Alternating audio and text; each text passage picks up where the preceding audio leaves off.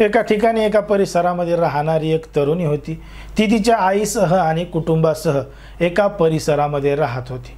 मग त्या ठिकाणी राहत असताना तिची जी आई आहे ती बाहेर घरकामासाठी जात होती आणि घरकामासाठी गेल्यानंतर तिची जी मुलगी आहे, ती जी तरुणी आहे, ती घरामध्ये एकटी असायची। मग अशाच पद्धतीने ती एकटी असताना त्यांच्या घराच्या आजूबाजूला एक जण जो डिलिव्हरी बॉय आहे, म्हणजे जो काही पार्सल घेऊन येतो, ऑनलाईन जो काही आपण ऑर्डर करतो ते ऑनलाईन पार्सल घेऊन येणारा एक डिलिव्हरी बॉय त्या तरुणीच्या घराजवळ येतो आणि घराजवळ आल्यानंतर त्या घरामध्ये कोणी नाही याची जाणीव त्या तरुणाला होते, म्हणजे त्या डिलिव्हरी बॉयला होते। आणि जेव्हा त्याला जाणीव होते, त्याला जाणवतं की या घरामध्ये कोण नाही, काय नाही, ही तरुणी एकटीच घरामध्ये, तेव्हा तो घराजवळ जातो आणि त्या घराचं दार वाजवतो आणि सांगतो की तुमचं पार्सल आलं आहे। जसं तुमचं पार्सल आलं आहे म्हणल्यानंतर ती तरुणी दार उघडते, कोणी ऑर्डर केलं आहे, काय केलं आहे असं विचारते, तेव्हा सांगतं की तुझ्या आईचं पार्सल आहे आणि त्यांनी हे मागवलेलं आहे। आता हे सगळं बोलत असताना त्याची नजर इकडं तिकडं, खालून वर, वरून खाली, आतमध्ये कोण आहे कोण नाही याच्याकडे सगळं होत होती। आणि जेव्हा त्याला या सगळ्या गोष्टी जाणीव झाली तसं तो घरात आतमध्ये शिरला, त्या तरुणीला पकडलं आणि घडलं एक धक्कादायक प्रकरण, धक्कादायक घटना। नेमकं काय आहे संपूर्ण प्रकरण, कुठं घडली आहे घटना, हे आपण अगदी सविस्तरपणे पाहणार आहोत। पण जर तुम्ही अजूनही आपला चॅनल सबस्क्राईब केलं नसेल तर लगेच सबस्क्राईब करून घ्या आणि बाजूला असणाऱ्या बेल नोटिफिकेशनला सुद्धा ऑन करायला विसरू नका। आता ही जी संपूर्ण घडलेली घटना आहे ती आहे आपल्या महाराष्ट्रामधीलच पुण्यातील वाघोली परिसरामध्ये घडलेली संपूर्ण घटना आहे। तारीख आहे 7 नोव्हेंबर 2024 ची दुपारच्या सुमारास घडलेली संपूर्ण घटना आहे। या ठिकाणी या परिसरामध्ये राहणारी एक तरुणी आहे, ती तिच्या कुटुंबाबरोबर राहत होती। तिची आई घरकामासाठी घराबाहेर जात होती आणि ती तरुणी घरामध्ये एकटीच असायची।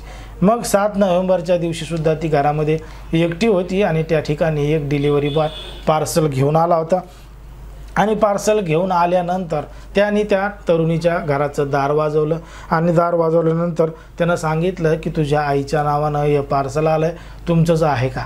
जेव्हा त्या तरुणीनं दार उघडलं तेव्हा त्याची नजर इकडं तिकडं घरामध्ये खालून वर त्या तरुणीकडं जात होती। जेव्हा त्याला वाटलं या घरामध्ये कोणी नाही, काय नाही, तेव्हा त्यानं घरामध्ये प्रवेश केला, म्हणजे घरामध्ये शिरला काहीतरी बहाणा करून आणि शिरल्यानंतर त्या तरुणीला पकडलं आणि पकडल्याबरोबर त्या तरुणीचे कपडे काढायला सुरुवात केली। पण मात्र त्या तरुणीनं जोरदार विरोध त्या तरुणाला केला आणि जोरदार विरोध केल्यानंतर ती आरडाओरड करू लागली, त्याला पळून लावण्याचा प्रयत्न करत होती। ती जोरजोरात आरडाओरडा करत असल्यामुळं तिचा आवाज घराबाहेर जात होता आणि ही गोष्ट त्या डिलिव्हरी बॉयच्या लक्षात आलेली होती।